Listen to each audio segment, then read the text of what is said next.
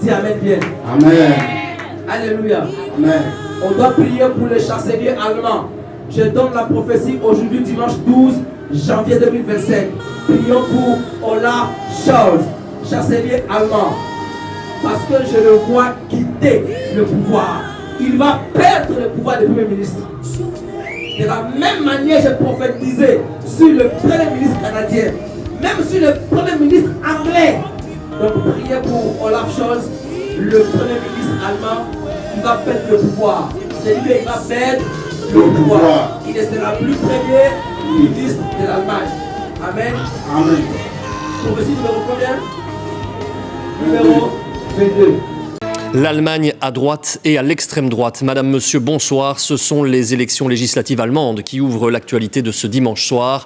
Sans surprise, les conservateurs de la CDU arrivent en tête avec environ 29% des suffrages.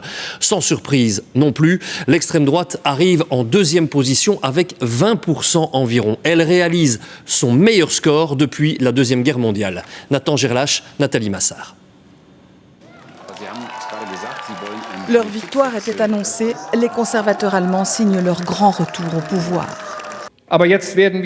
Maintenant, nous devons nous parler les uns les autres et former aussi vite que possible un gouvernement avec une bonne majorité parlementaire.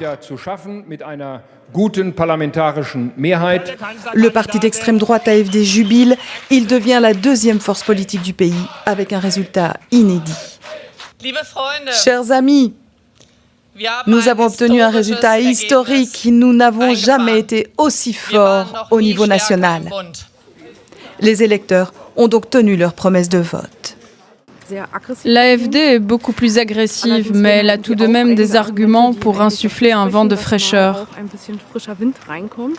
Par exemple, pour la politique d'asile et de migration, qu'il y ait plus d'expulsions d'étrangers.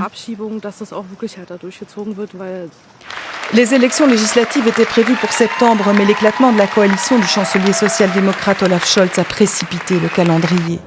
Entre crainte et espoir pour l'avenir, entre changement et stabilité, jusqu'à 18h ce soir, les quelques 59 millions d'électeurs allemands appelés à renouveler leur parlement ont tranché.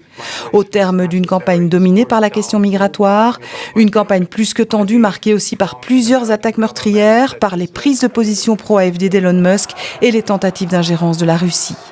Voici donc le nouveau chancelier allemand, le président des démocrates chrétiens de la CDU.